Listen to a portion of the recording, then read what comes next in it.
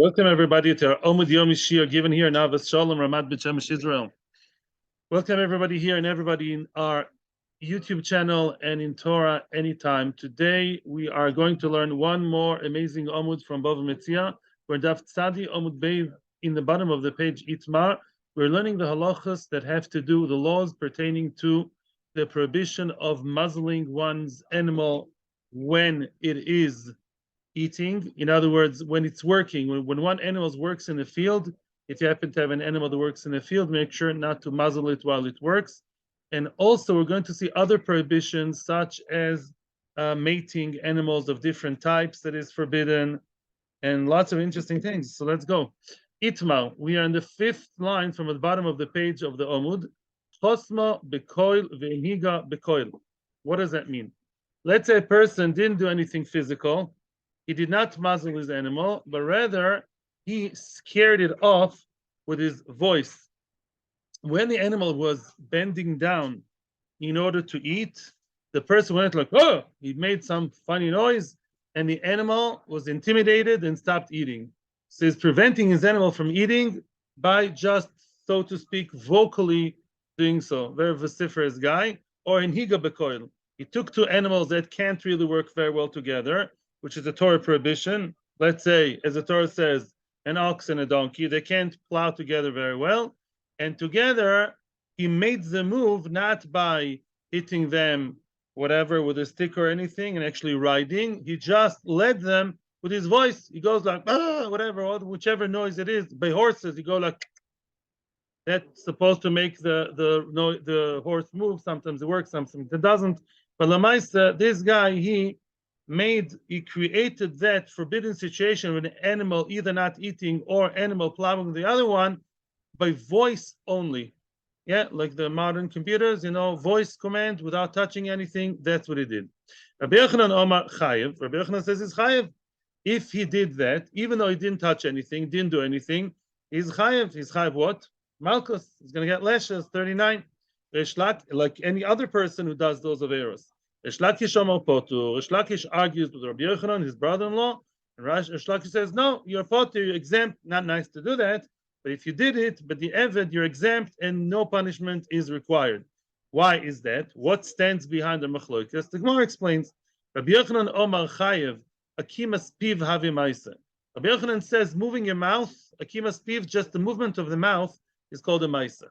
Which means, and I'm going to explain soon, Rish Lakish says, Potur, Kala Loi Havi Maisa. Rish Lakish says, no, voice is not called a Maisa. What's going on over here? Rish Lakish says, voice, speaking, talking, verbalizing things, or making big noise and scaring off the animal, it's not called a Maisa, it's not called an action. What does it mean? One of the rules that we know from the Torah is that love, regular love from the Torah, love not Love, but love Lamed Aleph Vav. It's not, there's no much love over there. When a person breaks a Torah prohibition, unless it's an exception, one of the exceptions, the automatic punishment prescribed, unless known otherwise, is lashes. Yeah, Malchus. Okay? Now, one exception to the rule is lav she'en b'maisa. Let's say a person has terrible thoughts. Terrible thoughts is from on the outside, inside, you don't know what's going on. Koifer, Pritzes, he's going to get Malchus, even if he confesses to a friend, as long as it's not Megadif, it's a different story. It doesn't get Malchus. A person does something passive. A person lets something happen that's wrong. His friend is, as far as I know, I think that's halacha. His friend is drowning in the river and doesn't do anything about it. He doesn't like that friend. So then what? He lets his friend drown in the river. Terrible thing, Isra Doraisa. It doesn't get Malchus. He just sits there like a lemele. Yeah, in other words, he didn't do anything active. That's lav shen b'maisa. I'm not 100% sure about the last one, but I think so. Now, which lav are you chayiv on? Maisa. Yeah, for example, you muzzled the shore. You did something osir. You wore kilayim, you chayiv the Malchus. You took the Yugo boss suit, which is usually shatnez, and you wore it. So then you chayiv, lav shesh b'maisa. It's an action. Oh, the question is speech. Speech is somewhere in between. We know that in Hashkafa, there are three levels to the person: machshava, dibu, and maisa. Machshava is not called action. Maisa is action. Yeah, that's maisa, action. But when it's the mouth, then there's a big machlokes here between Rabbi Yochanan and Shlakish, whether speaking or in that case even shouting and scaring off the animal is called a ma'aseh, and therefore you chayiv malkos because it's considered as an action when you move your mouth. Shlakish says no, it's not an action. Tosfos points out, I was a bit perturbed here by something, and I saw Tosfos, and I was happy to see Tosfos. It says that issue of lav she'en b'maaseh is a bigger issue. It shouldn't really be here. Tosfos explains that this is a specific machlokes regarding lav dibur that created the real reality. The animal really stopped eating because of the person going bah. Yeah. In other words, it's only speech, but that speech created something physical.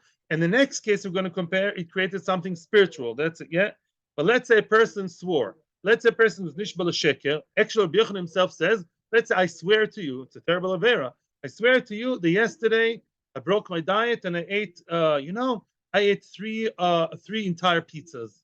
One pepperoni, one mushrooms, and one zaysim. Yeah. Then what? And I swear to you with the Sefer Torah open. So, and then you see that I lied. Ooh, the Magid lied about eating three trays of pizza. I think I'd be in a hospital by now. So, am I chayiv malchus? Even according to Rabbi Yochanan, no. Because if I had pizza yesterday, I didn't have pizza yesterday, is nobody's business. It doesn't create any halachic or physical reality, right? I either had it or not. It's not me trying to impress you. That's all. Yes? Okay, or even if I lied about things that are more important, let's say I lied about stealing or not stealing, it makes more of a difference. The mindset, I'm not creating a new reality here, right? Here, when the animal stops eating because of my then I really created something with my voice, with my mouth, right? Then Rabbi Yochanan says that's called lav sheyesh b'maaseh, because I didn't touch anything, but my example wasn't so funny before. Yeah, today we know very, very well, right? You talk to the computer, you talk to the phone without touching, and things are happening, right? Oh, that's the same thing over here. Is that called an action? Not called an action. Rabbi Yochanan says yes. Rish Lakish says no. As long as you're not using your hands or your feet or something real physical, as long as it's within the realm of the mouth, says Rish Lakish, that's not called ma'aseh.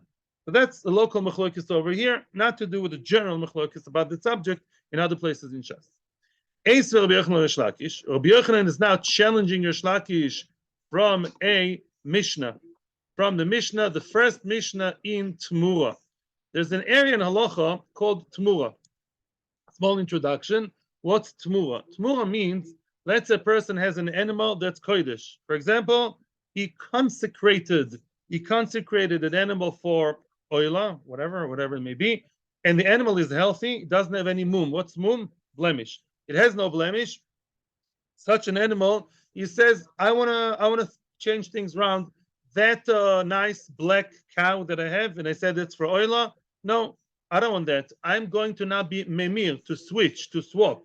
And I want to move the kedusha, transfer the kedusha from the healthy cow onto another cow, also healthy, a different one, a brown one, from the black to the brown.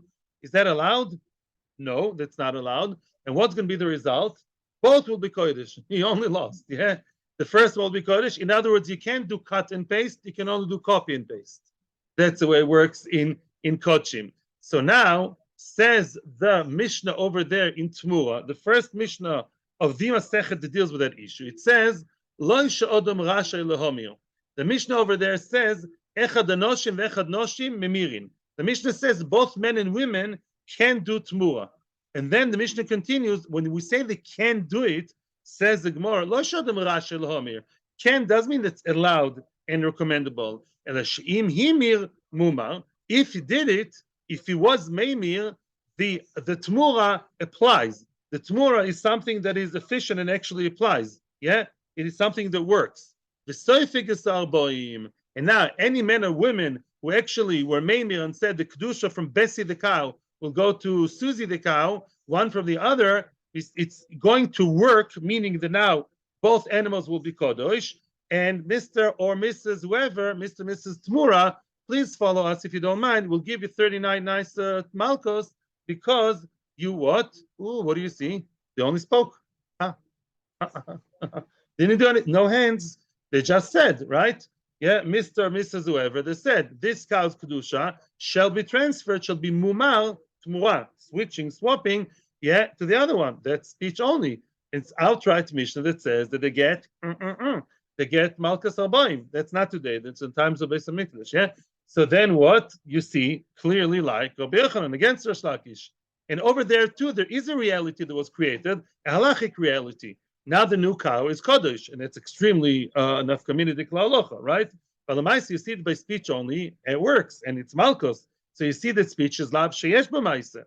Omar Le, Rish Lakish has already answered. Oh, Mani, you know who's the author of that Mishnah? Rabbi Yudah. It's Rabbi Yudah. Rabbi Yudah is an opinion, a different opinion. The Omar Lav She'en B'Maise Loikin Olav. Ah, okay. Rabbi Yudah is a different opinion. Rabbi Yudah argues on that concept that we kept talking about all the time, which is the mainstream opinion. Rabbi Yudah believes the Lav She'en B'Maise, a passive lav, a lav without any action whatsoever. You're also like a you do get Malchus. He just argued on the whole thing. And therefore, the author of that Mishnah is Rabbi Yudah, which, by the way, Rish Lakish agrees to. But you can't attack me from here to other areas. Yeah. In other words, really speaking, is what? Is not a Maisa. You know why over there it says Yuchayev? Because that's Rabbi Yudah who says that even if I wouldn't, even by thinking, even not doing anything at all, without speaking, I'm also Chayev Malchus. That's it. So you can't prove anything from Rabbi Yudah to the mainstream opinion. I'm talking to you about the mainstream opinion that say what? Lav she'en bo ma'aseh and loikin. And speech is not a ma'aseh. Frag the Gemara, mi matzis mukmas lo Rabbi Yehuda? Can you really explain, matzis, can you really explain that this Mishnah follows Rabbi Yehuda? V'aktani reisha. It says in the reisha at the beginning of that Mishnah, which I quoted to you, hakol memirin, everybody can do tmura. Can doesn't mean that's, oh, I was looking for the word. It doesn't mean that it's a good thing to do. It means it's effective. Everyone's hamara is effective. Echad anoshim, ve'echad anoshim, men and women. If you say men and women, why do you have to say at the beginning everybody? Everybody excludes what? The only two types of people in the world, men and women. Yeah, that's the real way. Yeah. Oh, YouTube still lets me talk, right? And therefore, who's hakoil? Who are you coming to include over here? Answers the Gemara, latuye yoiresh. It's coming to tell me not another gender. It's coming to tell me a yoiresh. What's a yoiresh? An heir with an H, yeah? Which means a person who inherited a korban from his father. Let's say that one's father was makdish a korban oila, not chatas. Chatas is a very, very different story. Korban oila, shlomim, and then the person died. Boch dan emes, the korban is there, and now the yoresh is going to be the yoresh, the son, the heir, or the daughter actually, will bring it to Beis Hamikdash. Okay, now says the Mishnah, everyone's tmura, even a yoresh, even a person who's he's not the one who consecrated it, makdish. He's the one who's just bringing it as a yoresh. He too can do tmura. Not that he should. His tmura also applies, even though he's not the owner, he's not the real original owner. That exactly punct comes to exclude and reject Rabbi Yudah's opinion. Had we followed Rabbi Yudah, he's just saying just the other way around. Rabbi Yudah says, yoresh eino meimir, yoresh eino soymech. Rabbi Yudah says that a yoresh cannot do tumura. A yoresh that says, okay, my father had this black cow and he was makdish Beis Hamikdash. I'm the new boss here. I'll change things around. I want the black cow to be kedusha free and the white one to be to be kodesh. He's maiming from the black to the white. It's not going to work. It's not even usher because it just ain't working. Because Rabbi Yehuda has a special drosha that says, I think, korban noi velo yoresh. A yoresh cannot do tmura. Also, yoresh and a stoimich. The yoresh who brings the korban to Beis Hamikdash doesn't do smicha. You know that by most korbanos, not all, a person brings the korban, puts his hands on the head of the animal, and either does vidu bechatos, or says thank you to Hashem, whatever. A yoresh doesn't do that. That's a side thing. So let's summarize. So now he's saying, no, Rish Lakish, you can't tell me, you can't Kivyachol run away and say, that Mishnah over there, really I'm right. The Mishnah over there happens to be Rabbi Yehuda. And Rabbi Yehuda says what? That really, Lav Shen Bo Maise Loikin. What does Lakish say? Speaking is Lav She En Bo Maise. So why the Gemara Tomorrow said that you chayiv? That follows another opinion. That's all Lav Shen Bo Maise is really chayiv. But if you follow the opinion, the regular opinion, Lav She'en B'Maiseh not chayiv, which is the halacha, then If you just say to the animal, stop, don't eat, you're not chayiv. That's what. Now we asked on that. You can't say that. You can't connect and allege the Mishnah over there to Rabbi Yehuda, because that Mishnah over there said that a son, an heir, can do tmura, and Rabbi Yehuda says that a son cannot do tmura. So A equals B, but B doesn't equal C, something that doesn't work right. That Mishnah can't be Rabbi Yehuda for a different reason, not because of Lav Shen B'maisa, because of the Yoirish that according to Rabbi Yehuda cannot do smicha. The Mishnah says he can do smicha, so it mustn't be Rabbi Yehuda, can't be Rabbi Yehuda. Answers the Gemara finally how Rish Lakish can get out of it.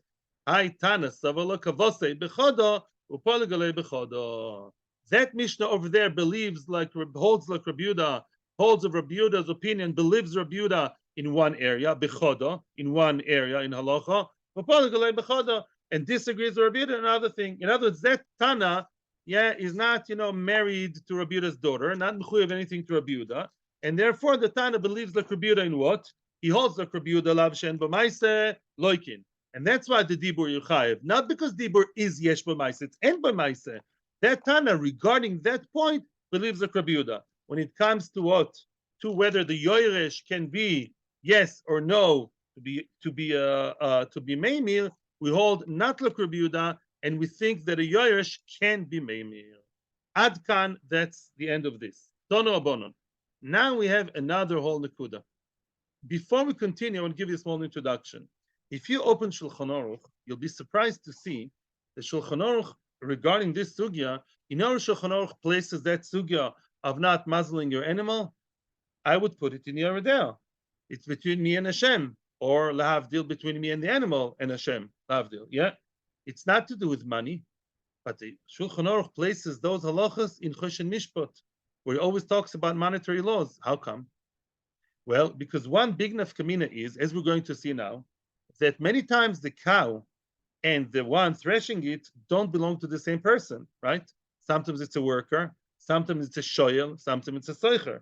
Yeah, apparently, like today, people rent cars, right? Well, back then it was quite common, as we saw many times, to rent cows, right? You rent a cow every once in a while, of course, yeah. So then a person who rents a cow from the rent a cow company, now who has to feed the cow? The renter, not the company owner.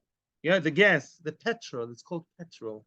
Who has to pay for the petrol of the car? There are different agreements actually nowadays. Many times the one driving the car, right? You drive the car for 2 weeks, yeah, from Avis. You pay for the gas all the time, right? And also for the petrol, right? Depends where you drive. So Lamai said that what? You pay twice, the gas and the petrol. So now the only issue is now somebody else lent me or rented out, hired what? I hired his cow. Then I, the one threshing, I have to feed it. And loy tachsam sho bedisha is part of my agreement already between me and the guy. Because there's a lav lo tachsam sho bedisha. If I don't let the animal eat while it's threshing, I have a problem with the cow's owner. Yeah, as we mentioned before, right? He can starve it, so I should feed it more, play shtick. Yeah, lemaisa, that's what we see over here.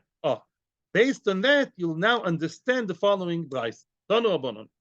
A person who did, unfortunately, muzzled the cow against halacha, v'dashba, and by the way, so far it wasn't against halacha, he only muzzled it, but then dashba, then he worked with it, threshing in the threshold over there, threshing the wheat and barley. That's definitely osir. Loike, he gets malchus, as we said many times, he gets the 39. Umeshalem, and he has to pay. Dalid kabin lepora v'gimel kabin lechamor. He has to pay 4 kabin to the cow and 3 kabin to the chamor. He doesn't pay them to the animal, but he has to pay for each full day's work. It's not halacha. For an entire day's work. Let's say the cow threshed all day long, and I didn't let it eat all day long, even if I fed it afterwards, but I didn't feed it while it was threshing, which makes the cow very nervous and just against the halacha. You have to pay the owner of the cow per each day in which I, the vicious renter, did not feed it properly according to halacha. I have to pay him 4 kabin per day per cow, and 3 kabin per day for a donkey. Okay, that's a business, because Chachamim estimated that's a daily amount that a normal cow has to eat, normal chamor. Half a day would be 2. A quarter of day would be one. It goes by half days too, a certain halacha. Okay? So the Maisa, there's double trouble. I get the Malchus. Why do I get the Malchus? Because I deserve them. Because I was overloved Oraisa. But mitzad ben Chavero, I did not feed my friend's wife, my friend's cow properly. And now, sorry, yeah, and therefore, yeah, our viewers are 100% men. So then, and Gibel Kabi and Lechamor, that's what he has to pay. Now, are you happy with that? Are you guys all smug and happy with the fact that the person, for one action, caused him to get Malchus and also to pay money? Yeah, you go. Oh, fine. Okay, let's continue. Oh, that's good. What about Kimle b'derabba minei? Kimle b'derabba minei. Frag the Gemara. Very good. The ein loike v'meis ve'ein loike mishalim. Yeah, it says in the Torah, kederish also, a person only has to pay. You only die once, or you loike maybe more than once. A person never gets malchus and also dies. Let's say with one action would be mechav you both malchus and death. Whatever, he killed someone and also mazel the shore at the same time. Let's say one action cannot be mechav you both malchus and misa. Ve'ein loike mishalim. In other words, just like we have kimle by death, which means you don't kill a person and take the money, right? If a person was mechalel Shabbos and as it was mechalel Shabbos, he destroyed someone's property. Yeah, that could happen. I tore someone's shirt in a good way, but for him that's called heres. I'm chayiv because I tore something on Shabbos. Let's say it's chayiv, and also I tore his shirt. No, I'm only going to get skila for chilul Shabbos, but I don't get to pay. Right? Same thing by malchus. Malchus too. If I get malchus for an action, I don't have to pay for the same action. If so, excuse me. So how are you telling me over here? It's not exactly Kimle, by the way, but it's Kimle's cousin, yeah? He's the one from the other side of Korea. Yeah, so then, so how do you live with it? How do you tell? Yeah, how can you tell me? Here, the guy gets malchus and also has to pay the owner. There are three answers. Omar Abaye, Homani, you know who's the author of this Braisa? Rabbi Meir. It's Rabbi Meir's opinion. The Omar Loikim Mishalim. Yeah, that we're going to see in Makos, by the way. No reason to ask me questions now. The next Masechta we're going to see is Makos, and then we're going to see Be'ezras Hashem all these halachos. It's very much Makos sugya. And Rameir says, like Yom Shalom, Rameir says, I believe in Kimle when it comes to death. Yeah, but when it comes to Malkos, a person who gets Malkos and at the same time also have to pay money, let him get the smeki and also Meshalem. That's answer number one. That's the easy one. Now, the second answer needs a lot of background knowledge and cheshbonos, so get ready, steady, go. Rove Omar. Let's remember the question before going to Rove's pool over here. What's the question again? We have here a very, very simple question. How can the Brisa tell me, when I muzzle the cow, in one action, what did I do? I am chayev to the cow. Ben Adam Lamokom, I'm chayev malkos, right? I'm cruel to the cow. And also, I'm chayiv to the owner to pay him for not feeding the cow. The question is, why? We say that you don't give capital punishment or even corporal punishment to Malchus, and also, what? Money. So how do you work with that? Right? That's a question. So now you have to read the side note over here. The lotzes idei shamayim. There are words here missing in the Gemara, and they're important. Rava answers, Enochinami, meikar adin, if this guy would go to Beis Din, which guy? The cow would come to Beis Din all angry faced. This guy rented my cow. I have witnesses that it was cruel to my cow, didn't feed it and muzzled it while he was working. Look at my cow now, emaciated, thinner, and all traumatized, needs a cow psychologist. Now, what? He should pay me 3 kabin or 4 kabin, right? So now, it says Rava, Beis Din cannot make him chayiv. Beis Din cannot obligate him to pay. Why? Because Beis Din said, really? He muzzled the car? Boom, boom, boom. Yeah, of course, with all the procedure, it's not done so violently. Chas v'shalom, it's about lemaisa, is chayiv malkos, so he's not going to pay you. However, if the one who muzzled the cow wants to be yotzi b'dei shamayim, excuse me for getting dramatic over here, Hashem watches from shamayim. Hashem himself is not so excited. Hashem says, no, midinei shamayim, if you want to come clean to the world to come after 120, then you do have to pay who? The cow owner. Yeah, in other words, bedinei odom, as Rashi explains, bedinei odom, the concept of kimle, and this is something which Rashi here speaks like the Achroinim.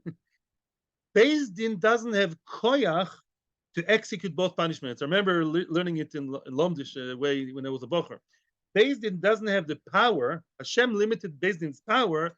Beis Din can't do two things in one go. Beis Din are not women. They can't do two things at once. Yeah, they can't be mechayiv you both malchus and money. But the etzem the chiyuv is there. The obligation is there upon you. And if you want to be a good Jew, you on your own accord should pay him 3 or 4 kabin for the animal that you didn't like to eat. Get what I'm saying? In other words, we're not mechadish that the concept of kimle, or at least the concept of malchus and money, I don't know about the other kimle, is definitely a concept that there is a chiyuv of money. Beis Din can't force you to do that because Beis Din are limited. Yeah, Beis Din can't tell you we're giving you malchus and also we are going to make you pay. Why not? There's a cost. No question, no one whatsoever. No, wait. Masha'en can get what I'm saying? If you want to be nice, no more than want to be nice, it's more than want to be nice. You're real chiyuv b'dinei shamayim, and you'll be questioned about it in the world to come. Then chiyuv b'dinei shamayim, you do have to pay. The debt is out there. It's a kind of debt that Beis Din cannot make you pay, or any other human being. If it's a very quick question, yes, because we're going to enter now a whole business. So Rava wants now to prove his point. What's Rava's point? That sometimes a person may be in a matzav of kimla b'draba minei. He was over in Easter. Rava will give us an example from real death penalty. A person chayav death penalty, right? And also chayav money. What do we all know? Kimle. He doesn't have to pay the money. Rava is going to prove to us, although there's no chiyuv Beis Din cannot get one dime out of you. If from that same ma'aseh you chayav money, you chayav death, death takes over, trumps over, yeah? And however, the money's chiyuv is really out there in the background. And if you're a good guy who cares about what Hashem says, you better pay it. Just Beis Din cannot force you, okay? Rava proves that from the following story, and it needs a lot of introduction. So let's just read the line, and then let me explain nice and slow. Rava Omar, Esnan Oslo, I'm just translating now. Esnan Oslo Toiro. The Torah forbade a harlot, a prostitute, from bringing her, let's say, a nice gentleman from some very clear reason. He was out of cash. So he told her, you do what you do. We have an agreement. Soon you'll see it's an agreement. And I'll pay you what? A bit like Yuda and Tamar, different a little bit. I'll give you what? I'll give you a set. I have a nice lamb. A nice lamb. You can go and eat it, your friends. Very nice. So now she had a very nice month. She had a very successful month at work, the harlot. Now she wants to bring it to Beis Hamikdash as a korban. She's a good girl, really, inside. It's just her teachers in Beis Yaakov. They're not nice to her. So now I'm asking you, can she bring it as a korban? Yes? No. Esnan zoino.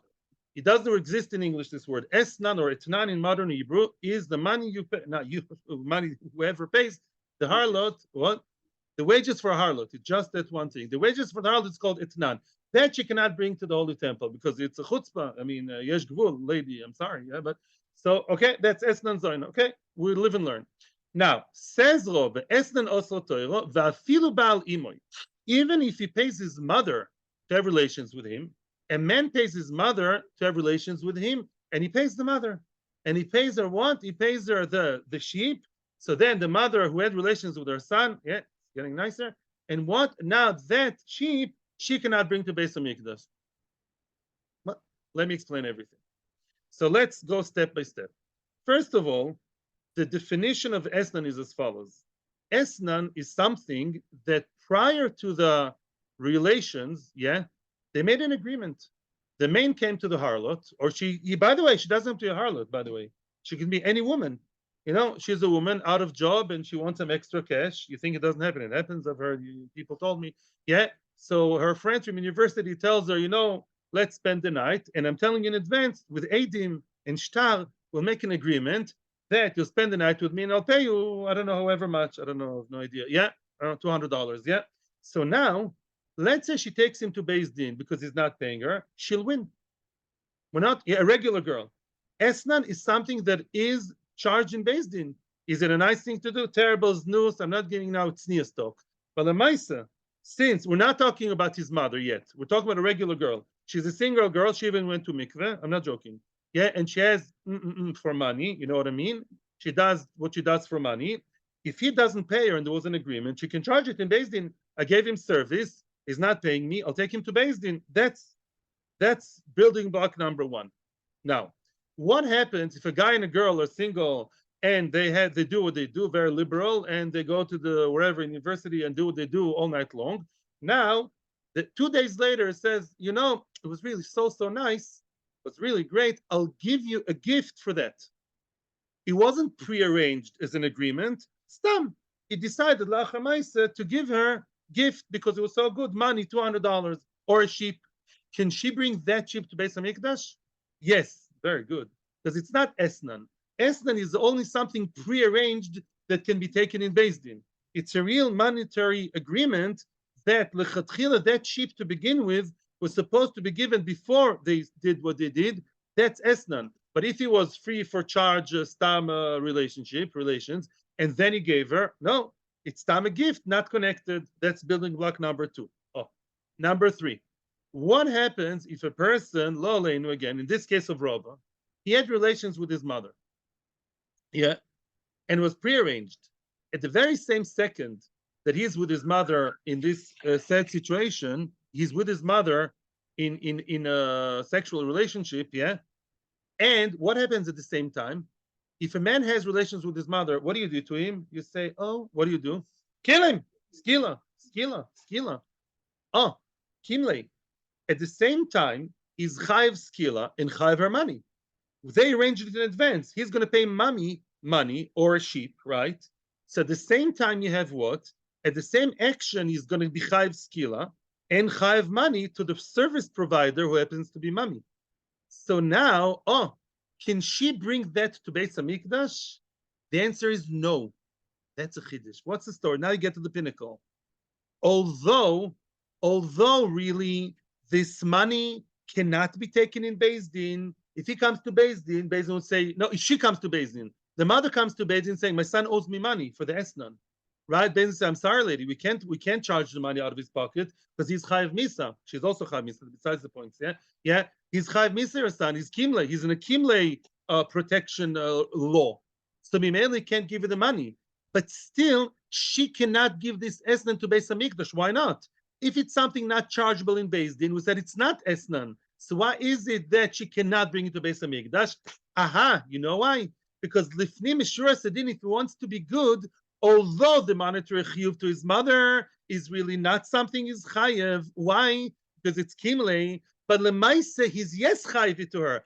Beis Din can't force him, but he really is chayev. In Shemaim, they'll charge him for many things. One of them will be, why didn't you pay your mother? Seriously.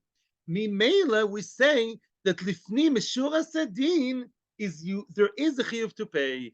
That's what has the title of esnan and not just a gift like the gift that was given 2 days later. That's the word. How do you know esnan? Says Rashi Stam. Esnan zoino. Rashi says zoino is any zoino. Zoino isn't a professional harlot. Any woman who does that for money or not even for money, other question, is a zoino. The mother is a zoino. Mimela, now, there was relation for money. Yes, it's called esnan. Wait. But she can't charge it in Beis Din because it's kimle. True. But that shows you the fact that it's entitled as esnan, as chiyuv money, mashma that there is a chiyuv money. Mashma that there is. Beis Din can't force it. But if you do the right thing, you pay her. Email is same thing over here, same thing over here. Let's go back to us. When I rented the car from my friend, then and I plowed it in an Osir way, I muzzled it and then made it work, right? Oh, Beis Din can't take the money out of my pocket. But if I want to be a good boy, be an Shemayim, I have to pay him the money. And the proof is from the Esnan. You can review that online at home. Rav Papa gives the third answer, which is halacha l'maisa, so to Shulchan Aruch. The reason why is chayv me'ikar adin. It's not kimle. Before we go on, you tell me. If I did two things in Shabbos, I destroyed someone's shirt, on Shabbos, okay. No, it's not a good example actually. No, I did something that's chiyuv money, and then I did chilul Shabbos. Two separate things. It's not kimle. Kimle means when it happens in one instant.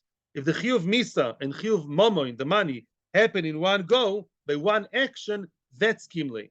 Here, Rav Papa says the chiyuvim are separate and happen in two different times. Says Rav Papa Omar. Mishas meshicha ichayv la bimzanoisea. The moment that the guy who rented the cow in order to plow, in order to thresh, what's meshicha? He pulled it from the hands of the owner. At that very happy moment, what did he become? We said many times. Now he is wearing the hat, the halachic status of a shoyel or a soicher. Shail and Shiur, we saw many times. It's not just by empty talk. Something has to happen, such as meshicha. The second is chayv. He was moshech the cow into his house. He's now entitled. He's titled as what? The shoyel or the soicher. He's chayv to feed it. He's chayv to feed it, right? All the arba shoymrim. Everyone has to feed the cow. Umil kaloi laki achas chasima. But the malchus klapi shamayim is chiyuv that makes him be malchus is only when he muzzles it and works with it. That could be 2 days later, 2 minutes later, or 2 hours later. It's later. Mainly because they don't coincident, they happen to be in different times. That's why there is midoraisa a chiyuv on both. Yeah, it's true that you only exercised your lack of feeding only happened the same time, but your chiyuv of feeding happened right at the start, and that's Rav Papa's chiddush. Because your chiyuv to feed started from the beginning. Now that you didn't feed it, now retroactively we see. Yeah, let's say Sunday you pulled it from the agreement started. You pulled it from the hands of the owner, and Tuesday you started threshing it without feeding it. So now on Tuesday we see retroactively that on Sunday you were wrong because you were not mekayim your Sunday chiyuv of what? Of having to feed the animal. It just applies on Tuesday. But Lamaisa, the chiyuv happens on Sunday, and on that you chayav for not fulfilling your part in the agreement. And the agreement was Sunday. Imela, Rav Papa places them, pins them on 2 different times on the timeline, 2 points in the timeline. That's not kimle. Happens 2 different times. Imela is chayav on both. Okay. Yeah. Yes. Thank you. And according to Rav Papa, it's chiyuv b'dei odom. Yes, of course. When do we say Rava's business? That's when it's not based in, when it's kimle. Rav Papa separates them. It's not kimle. The whole part of kimle that in one jiffy, yeah, I shot an arrow into someone's heart on Shabbos. You killed a man and killed on Shabbos. 2 chivim mago, 2 for the price of 1 in 1 instant. But if it happens 2 different times, even seconds apart. I want to tell the case before. I don't remember the case in Shabbos. I basically that it's a person who pulls who steals on Shabbos, right? So if it's moitzim reshus l'reshus and theft at the same time, it's kimli, right? True. I took from his domain to the public domain. It's chiyuv of carrying on Shabbos and stealing, but it's not so simple because many times it happens at different times. The whole sugi about it. Okay, we'll discuss it another time. Amal Pope. Now a newish kind of sugya, connected but not exactly. Amal Pope. Hanimil says Rav Pope. Hanimil bo minoi debei Rav Pope bar Abba. The household of Rav Papa bar Abba, that's another Rav Papa, they asked me a few questions, and upashtilu leisura. And on both 2 cases they asked me 2 halachic questions. In both cases I answered leisura lechumra. I forbade them. I was machmir chada ki ilchasa. The first answer I gave them and I said it's osur was according to halacha. The chada the life ki ilchasa. The second time I answered the mechumra not according to halacha. What? Why is Rav Papa going against halacha? Says Rashi later on he wanted to be machmir on them. Sometimes people you tell them it's mutter, they'll be mutter much more. You have to answer to them a little bit more in order to keep them away, stave them away from being more mekel. What are the 2 questions? They asked me the following.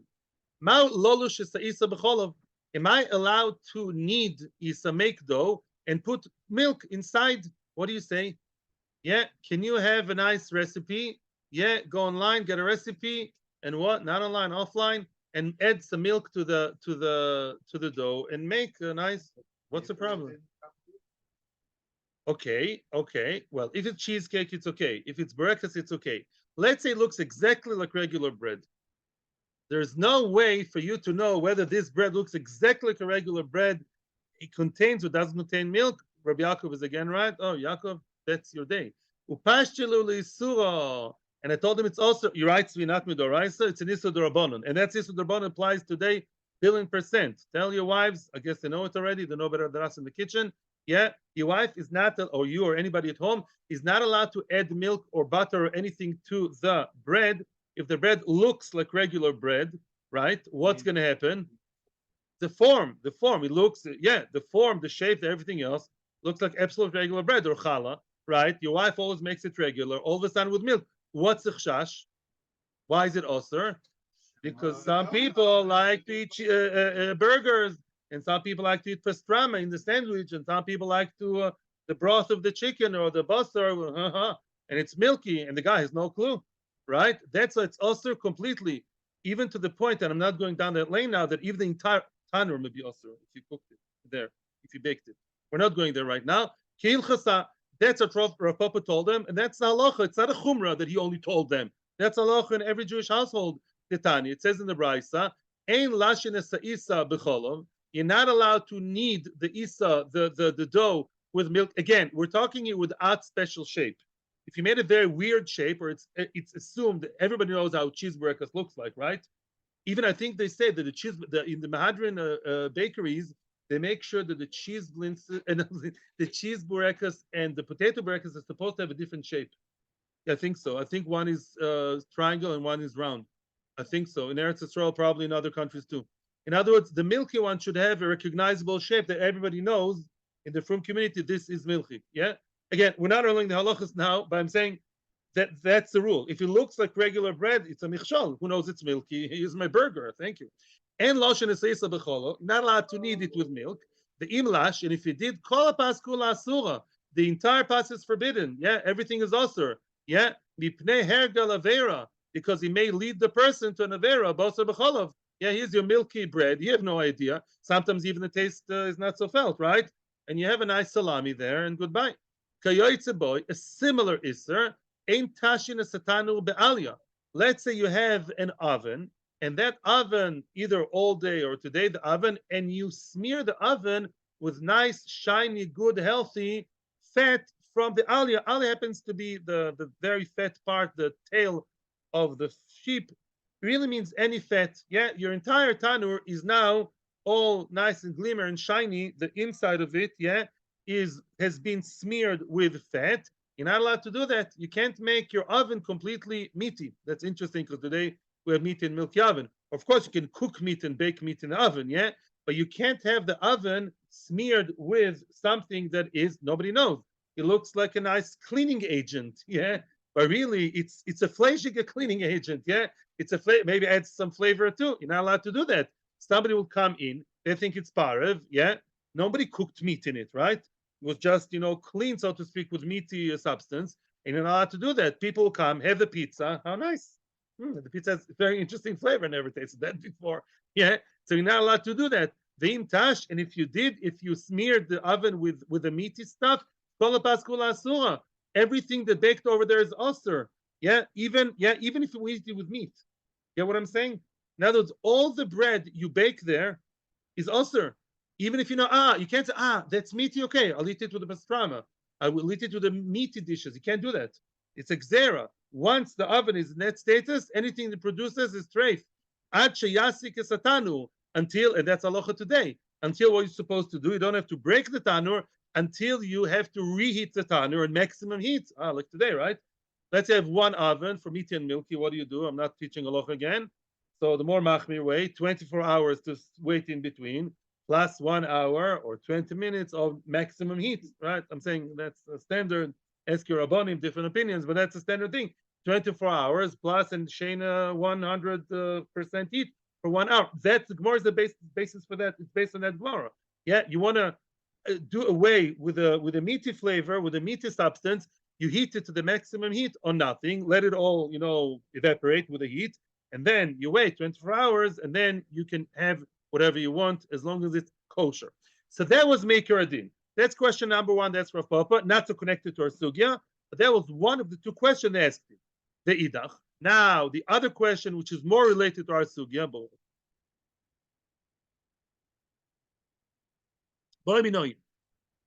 they asked him, min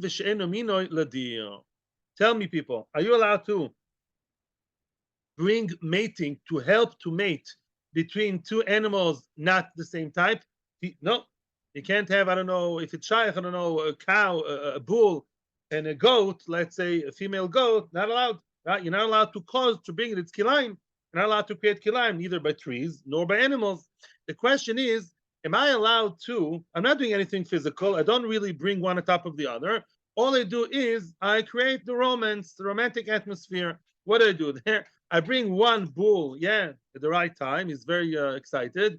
And I bring the sheep, whatever, I don't know if they're compatible. And she's also very excited. And I put them together in the deal, in the pen, together, yichud, just the two of them. And just, he's going to invite her to a cinema and then they're going to have dinner. In other words, yeah, can I just let it happen by itself without me doing anything? Yeah.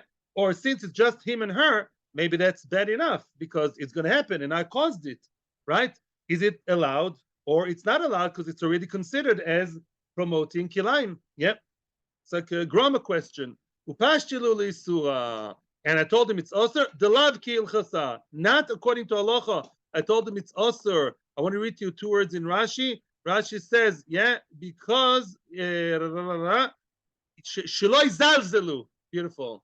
Because those people, Rav Papa knew his crowd. He knows that these people are, not the most Yerushalayim. If he allows them to bring the cow and the thing together, they're going to do even worse. Yeah. Some people, we have a not very nice saying in Hebrew, you give them the finger, they want the entire hand.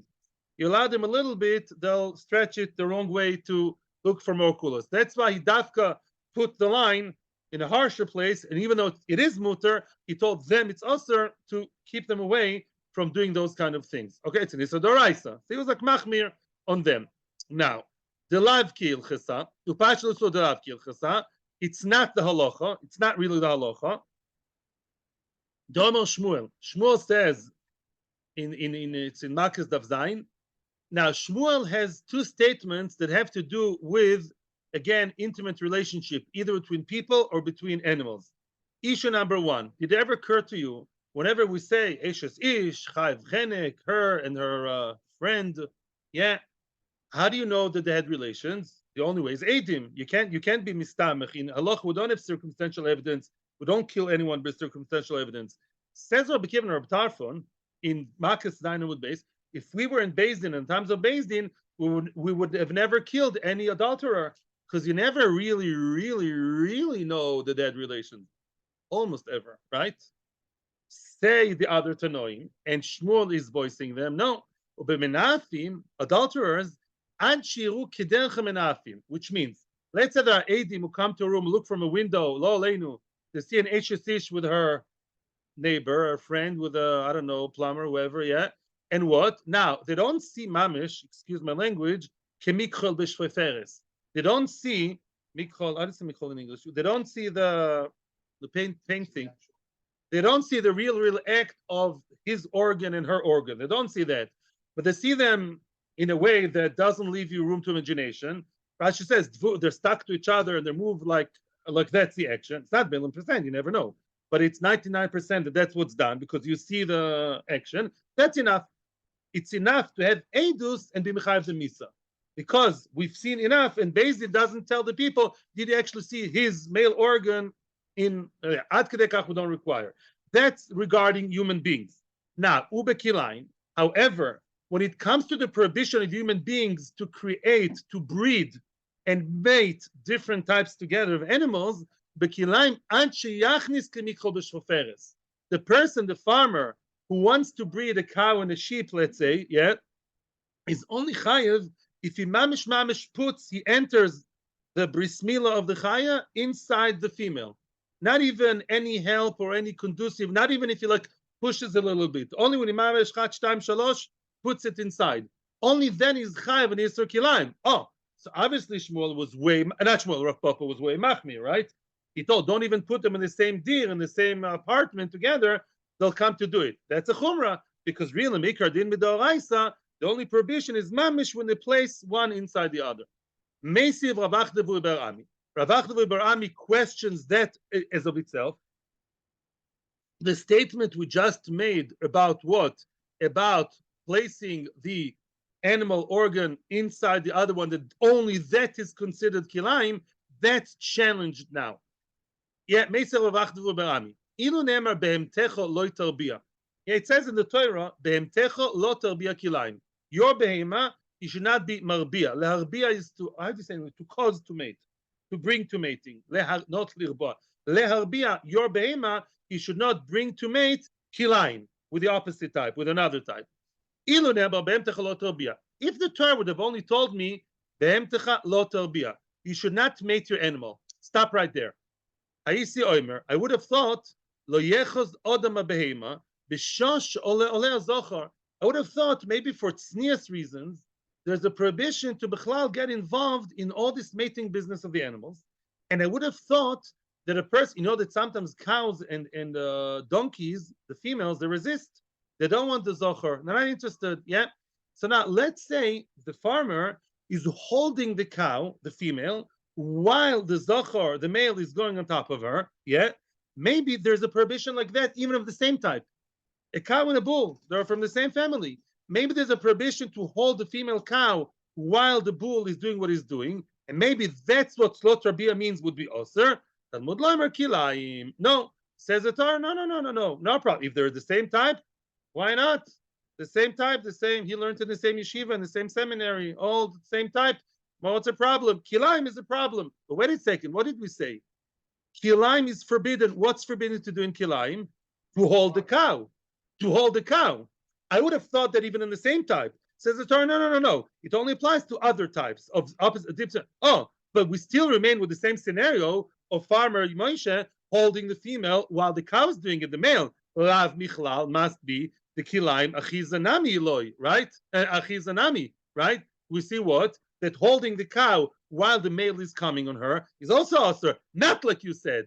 You said what? It's only osir when the mamish bringing beyodayim. You see, no. You see that holding her, and she's a goat, and he is a bull, and one on top of the other. I'm just holding her, allowing him to do whatever he wants by himself. That's also osir. Says the Gemara, lo. You're wrong. Interesting idea, but no. My achiza. You know what we meant when we said holding the cow? We didn't mean just holding the cow and letting him do the job. No, achnosa. We meant actually to allow and penetrate and bring in him into her. So why do you call it holding? Lishna me'alia. Even when you learn Torah, you have to use lashon nekiah. You have to use the shtickle euphemism, politically correct. Tznius. You have to be tzanua in the way you talk. And therefore, really, the prohibition is what? To put one inside the other. But the Brisa wanted to be a bit more gentle, a bit more tznius, and that's why I used that lashon. But we're still back to square one, which is good. Really, Rav Papa was right. The real Torah prohibition is only to mamish inside and not anything else. To create the atmosphere, to just bring them to the same pen is absolutely fine, except for people who are not enough b'nei Torah. They shouldn't do that because they can be makel even more. Omar Vyuda. Now comes another issue. Omar Vyuda. Min b'minoi mutar lachnis kemichol b'shvaferes. If it's the same type, a cow and a bull, right? He goat and she goat, whatever, sheep and ram, as long as it's one big happy family of the same type, the farmer is allowed to place mamish mikhol b'shvaferes, is allowed to put the stick inside the shvaferet. Is like mikhol b'shvaferet, by the way, is for the eye ointment or the eye shadow, the eye what the women use, the makeup. In the olden days, there was like a stick, and the stick would go inside like a small case, and in that case, you'd have like the makeup, and they would place the stick inside the small case, and then she would apply it. Oh, like yeah, very good. Or ointment, very good. Yeah. So that's a mashal for biology. Like the painters have, right? But Rashi uses lotion of the eyes. Yeah. Right. The afilu mishum pritzusa. What's a chiddush? The afilu mishum pritzusa leika. Oh, it's not called pritzes. What does that mean? What does it mean? It says in the Gemara, and that's halacha, my friends. Not everybody knows that. Yeah. Next time you watch a National Geographic video, you have to be very careful. Why? Because it says in the Gemara with the Zohar Daf Chaf Amud Beis, and it says in Halachon Shalochono Chevenezer Chaf Chafel Chaf Beis, around there, it says V'nishmata mikol dovora. You're supposed to guard your eyes from anything that's evil, which means not only a woman latsanua, a male and female animals mating together. You're not allowed to look at them. You go to the zoo and they start, getting married. Go away from the cage. You're not allowed to look at it because it's me'oris hayetzer. You see two creatures, even though they're not humans. The Gemara brings the worst animals, chazir v'chazira. It's not a turn on. Female pig and how do you call a female pig? No, a sow. A pig and a sow, swine, whatever. He and she donkey. Yeah, Yeah, don't look at them. Even birds, you're not allowed to look at them when they're together. Ah, wait a second. If so, if my name is Farmer Moshele and I'm a big Yerushalayim, how can I, mamish, create that situation? Yeah, I bring them together. I cause it. Is that allowed? It's allowed. My time. And why is that allowed? Davidose Torid, because he's busy working. When a person is busy at work, he doesn't think of the priestess. What's the problem with priestess? Entertainment. The guy watches the movie, the guy watches in the zoo, the male and female, or even watches somebody else mating them, that's a problem. If you're the one bringing them, what are you thinking about? You want money. You want them to have children because you want to have more calves. You want to have more milk, more meat. You want to have more money. And it's bothering you because it's a hard job. Apparently, it's not such an easy thing to do. When you're busy at work, Mimela, there's no concern of you feeling too relaxed and too your princess button is off because you're too busy with work. And that's halacha l'maaseh regarding a doctor. Why is a doctor allowed to, let's say, touch a woman or a nurse? Yeah, it's also not always ideal, but I'm saying, yeah, there are halachas. Mikar din. A doctor is allowed to feel a woman's pulse or touch her body. Why? Otherwise, it's not allowed. We assume a doctor, while he's at work, he thinks of her as a patient, doesn't think of her as a woman. There are many rules and stories there. We're not going there now, but that's a general rule. The reason why doctors are allowed to treat patients of the other gender is based on this Gemara, and the Gemara in the Vidazor Daf Chafum and base. Just on time. Okay, questions are welcome now. Thank you very, very much. Atzlocha Rabba, terrific day. Come here tomorrow again. Here to Vesmelish, Avos Shalom, Lachish 33, Ramat Bet Shemesh, as well as Torah Anytime in a YouTube channel. Thank you very much to everybody for your participation. Thank you.